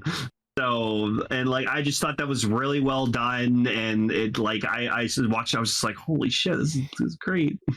Which, as someone who's actually seen all of the original Kamen Rider, Ruriko was sort of the best female lead we had. Because when Hongo left the show, she also left. Huh. But unlike Hongo, who came back after the actor's legs were healed, she didn't. Oh. So instead, we had, I shit you not, 6 different women on the show. Oh no! Oh god! It's Highlander season 6. With 4 of them at once at one point. Oh, Aunt Viv, no. It is. It's the ending of the Highlander TV show all over again. Oh. I think it was a neat choice for like. While Hongo is processing his situation, and yes, being a passenger in a movie he is the main character in, having like the helmet, like as they described it in the movie, boost his survival instincts so that he could fight and kill without worry or fear or consequence. I think it was neat how they use that to service the plot, or rather the structure of the movie, because it's a Kamen Rider movie, we gotta have fighting. And then, like, that became less of a thing as the movie went on, where he started to gain more actual control over what he was doing, and then understand the reason why he was doing it. Because the thing that I like most about Kamen Rider, like the original Kamen Rider series, is there isn't really a big difference between, like, Kamen Rider and a regular Kaijin. He is just grasshopper Kaijin. Yeah. What's important about him is the fact that he retained his humanity and he can struggle against his programming. Mm-hmm. And yes, he gains himself back as he goes throughout the show. And that's what I've always liked about Hongo and Ichimonji. Like, I love their story, and I love the base Kamen Rider story, and I think I think that was well represented in this movie with the motif of the helmets and stuff. Yeah. Let's see what else. I also love that shot where like after he did a rider kick, and then you just see like the blood splatter like on the bottom of his boot. Like he's just standing there, but you can see like the outline of blood on his boot. To bring up the whole helmet thing, or to quickly backtrack to it, I was thinking about it at work the other day, where when like at the end of the movie, with spoilers, Takashi Hongo died. Yeah, but he got to live on as an AI in the helmet. But that's not what I was really thinking of. I was thinking of how the original helmet, like his original helmet, is still around, and Ichimonji lost his helmet, like it cracked in half. Yeah, and how he, Taki and Tachibana are like, well, Hongo told us to take care of you, and he's like, I want a new suit and new helmet, like I new want bike a less and a new depressing suit. You know what it was? That was his bullseye Daredevil with I want a costume. But my question my question, why can the Japanese government officials recreate a Kamen Rider suit? Shut up. Life finds a way. But like the idea of the helmet, the idea of like it went to becoming the iconic Kamen Rider Ichigo helmet. Yeah. You know, like the teal green, the red eyes. 2+1 suit. I'm gonna say it again. Sorry, go ahead, Gar. Just how it sort of, in a weird way, sort of represents this movie's legacy. 50 years, 50, supposed to represent 50 years of the original Kamen Rider, and how the helm, actors come and go, but Kamen Rider will always be there. His latex will always you quoted Spirits, you asshole. What? Oh, I thought you were paraphrasing Spirits. No, I'm straight up being serious. How it's supposed to represent legacy and how the symbolic imagery of being a hero will live on even after death. Have you read Spirits? I have not. You have not. There's a really good line sorry, what I was trying to say is I thought you were referencing a line, but this was a line from a line from Spirits that I really, really enjoyed. Even if there is no God or Buddha, I know there is Kamen Rider. Oh yeah, I've seen. Oh yeah, I've heard that one. Yeah, that's a great line, and I think that. Yeah, but you know what I mean. Even if everything is superstition, Kamen Rider will save us. Yeah, and I think that encapsulates it. Is that what you were trying to say? Like, is that what you were trying to bring up? Just like the idea of Spider-Man will always live on because it's just a mask. Batman will always live. These symbols will always live on. Exactly. And the fact that go back to 2010, 2011 when the earthquake happened in Japan. Yeah. Everything was destroyed. You know what was still standing? The original Kamen Rider statue. Yeah. Not broken, not defeated, just still standing. So badass. I like That's how awesome. Ichiro hung out in an evil bathrobe. Yeah.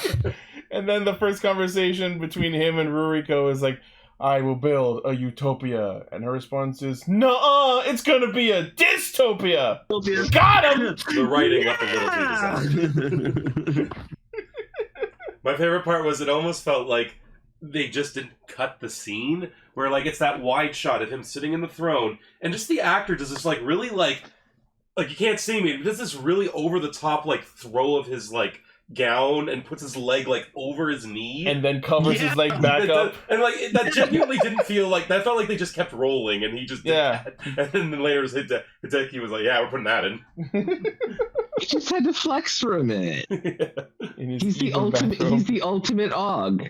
He's the ultimate Og. He just sat down in a chair. He's gonna put a little pizzazz on it. He's gonna give you a little bit of the razzle dazzle. I genuinely, I was begging. It didn't happen, but when where they're having their awkward little tussle on the floor. Oh my god! That whole wrestling scene, no music, really subdued sounds. It was just is someone gonna stop this? I was really hoping he would literally just go, "You fucked my sister, didn't you? Didn't you?" I know you did. Guys, that wasn't the characters. That was just the actors actually having a fight.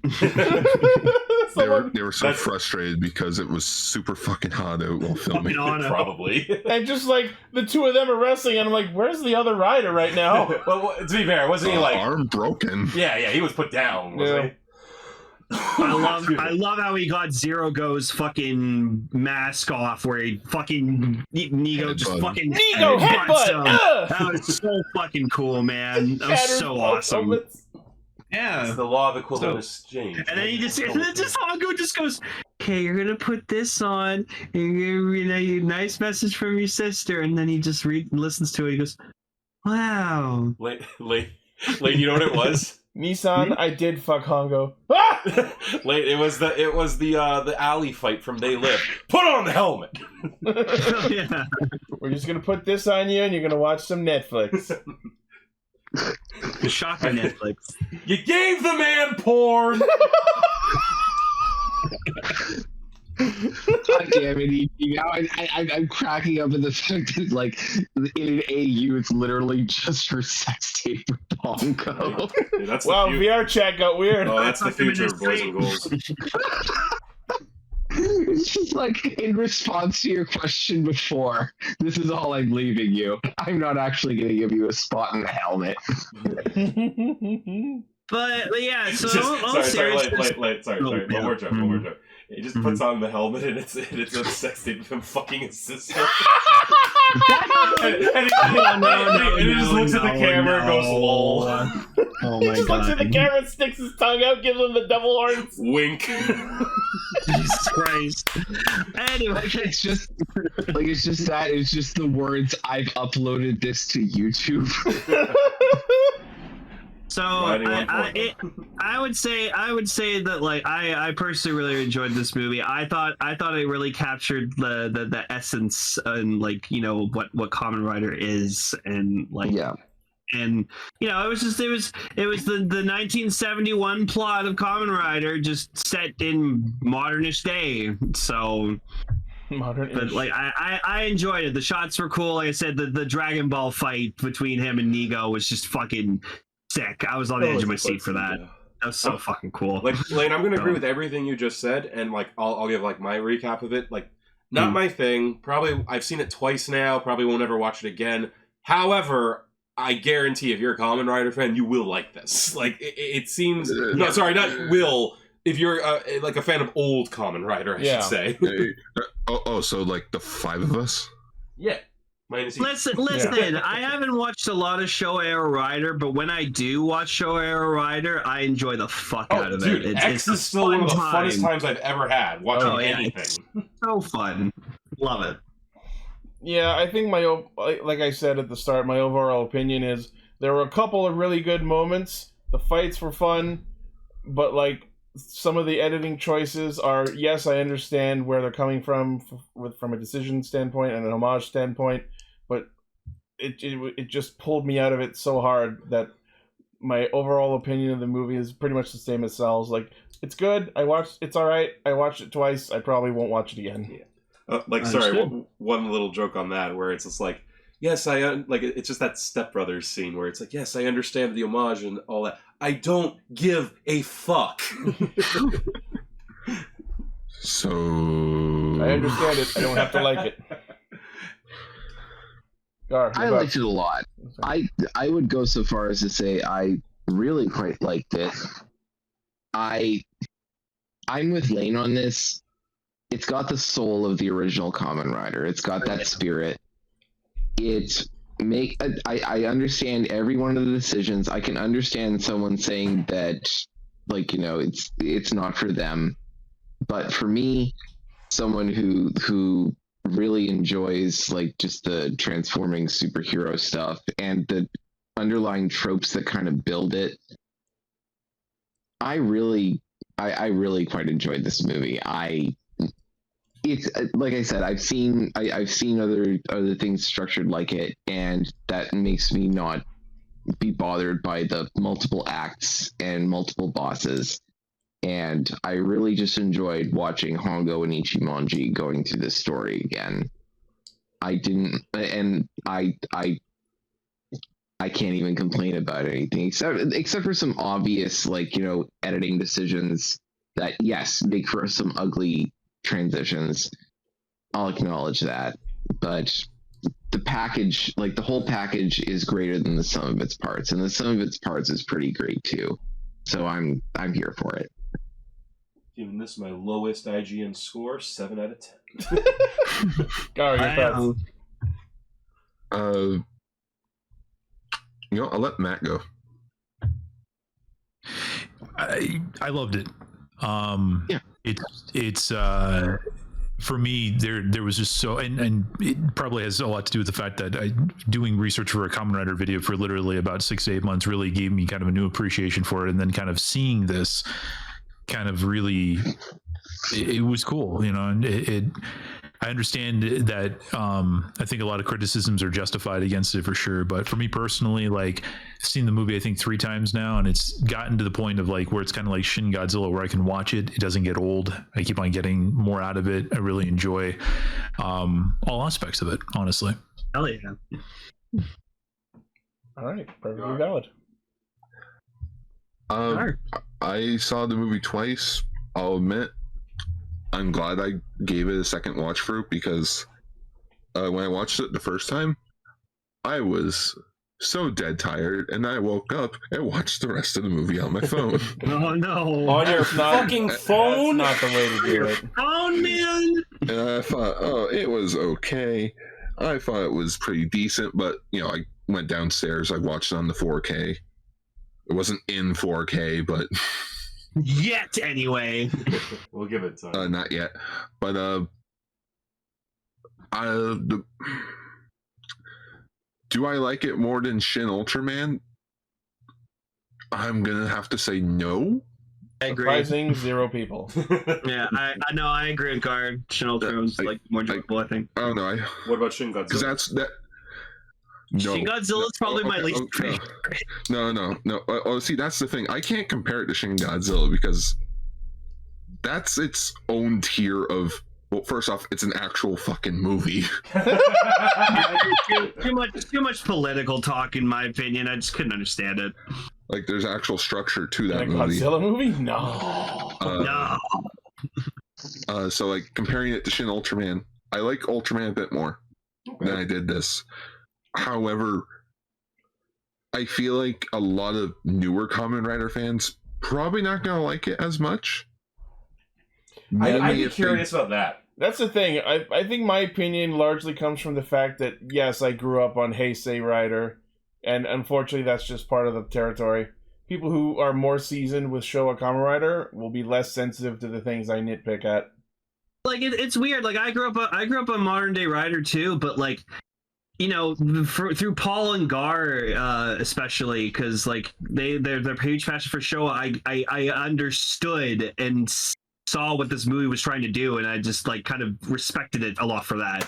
So, and you know what? That kind of sums it up for me now that I think about it. Because like I said, I loved watching X, right? Yeah. Like that's old school stuff. But I think the reason I like that versus something like this is because that is actually old school, and it's charming to me when it's like actually that old.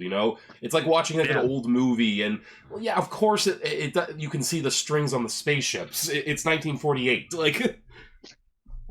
I think the cheesiness helps that show strike the balance between action and seriousness and the comedy in a different way than modern Heisei Rider does. Exactly. And X, they also blew up a chicken. And then there was the scene where the submarine blew up. If you don't like this movie, then I personally recommend Kamen Rider the first. And the next. It's more of a Heisei take on Kamen Rider Ichigo, yeah. Where I feel like that's what you're more looking for. Like, it's somewhat structured like a real movie. Has modern effects. Like a Heisei Rider movie. When the hell is Media Blasters going to release it? They had the trademark for a year now. Where the fuck is my Blu-ray? Quick thing too. Just some real world stuff. So this came out on July 21st, 2023, which, as we all know, the big thing was Barbieheimer sort of thing. Yeah. If you were going hardcore, though, it was Shin Barmenheimer Brothers, Yeah. for, what was it? Shin Kamen Rider, Barbie, Oppenheimer, Venture Brothers, and Pikmin 4. I did all 5 in the same weekend. I did it. I also did it, but on a much less focused thing. I played the Pikmin 4 demo a week or two before, and then I watched the Venture Brothers movie the week after. So I'm gonna be happy 4,000 years from now when I'm telling my grandchildren I was in. Like legit.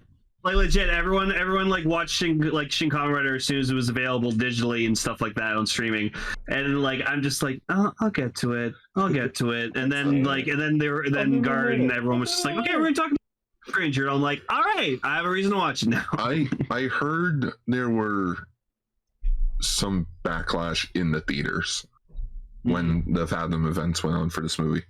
can see that. Like, apparently some fans were just being assholes. You mean it's the American way? There's a toxic side to the tokusatsu fandom? What? I've never seen it. Rider fans? American moviegoers, I don't know how it is for you guys up there, but American moviegoers are like the worst. There was actually, I think, a news story just the other day just talking about how it's, I don't know if there's been a study done, but perceptionally, it seems like people think it's gotten a lot worse since, you know, post-pandemic and everybody's like back doing their thing now. But yeah, no, my theater was jam-packed. There was people trying to MS3TK the whole thing, and it was just like, like, guys, like, don't talk during the movie. There's also people that would bring their belts and make noises the whole time. I mean, oh my god, that's like people at a Star Wars premiere. I was literally gonna say bringing their lightsabers around.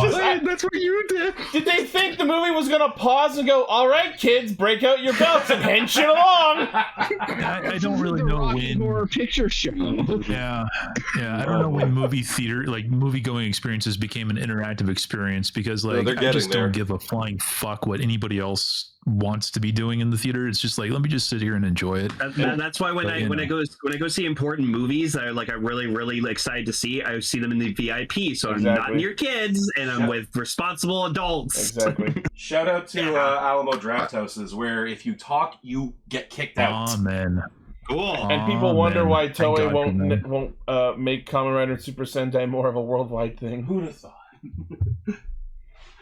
Or when they'll go see a movie on Wednesday. I'd be the one asshole on Wednesday.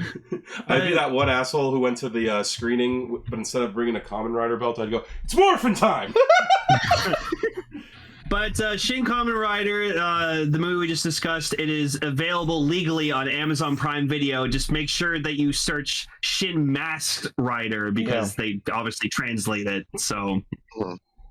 Get a free trial now with code casting. Have you guys ever heard about that? Like why like, especially in North America, you have all this stuff that's like Kamen Rider, and then other stuff is like Mass Rider. We were talking about this. Yeah, we were talking about that. It's because Toei, when Kamen Rider Double started airing back in 2009, they changed the name from Mass Rider to Kamen Rider. Like, I literally asked because we were discussing the Gotchard cards, which have like all the old riders. I'm like, why do some say Mask, one do some say Kamen, and so anything that aired Double or after is referred to as Kamen Rider, and anything before that they call Masked Rider. Which you'd feel like it'd be the other way around. That's weird. I don't know. I think it's because they recognize that people are recognizing the brand of Kamen Rider. Fair. And they want to, I don't know if it is a factor, but it could be a factor that they want to distance it from what they know as Masked Rider. You know what I mean? It's not an iconic show. I'm just saying, man, Discotheque, they got the rights to Black and Black RX. And they got the original Digimon movie. Ooh. Calling it now, by the end of the year, we're gonna get sponsored. I can't wait for that re-release of the Digimon movies. It's gonna be awesome. Will it? Anyway, that is our discussion on Shin Kamen Rider. We did it. We finally did it, all boys. over the place, just like this movie. Yep. Thank you again to Matt from Monstrosities for coming on. It's been a lovely time discussing this movie with you. Yeah. Thank you for having me. It's me, man. Yeah. So, Jikai, Little Sentai Castranger. Because we skipped our regular episodes this week, next week we will be doing a double episode special to cover the episode of King Oger that aired this past week, as well as the one that's about to air. And honestly, that's not a bad thing, because the more King Oger we get to talk about, the better. Oh, yeah. The show's amazing. Go watch it. Yep. So next week we'll be talking about this week's episode, or the coming episode of Geats, and the 2 episodes of King Oger. Yeah.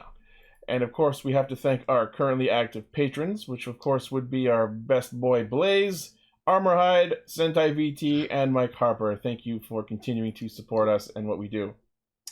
Mike, why don't you plug your socials? Yeah, let us know where we can find you and all your work. I called you Mike again. You can follow Mike. Matt, sorry. You can find me in the basement. No. There he is. Yeah. Monstrosities over on YouTube. Just plain old Monstrosities. And then Twitter, I think or whatever. Is it still called Twitter or is it X now?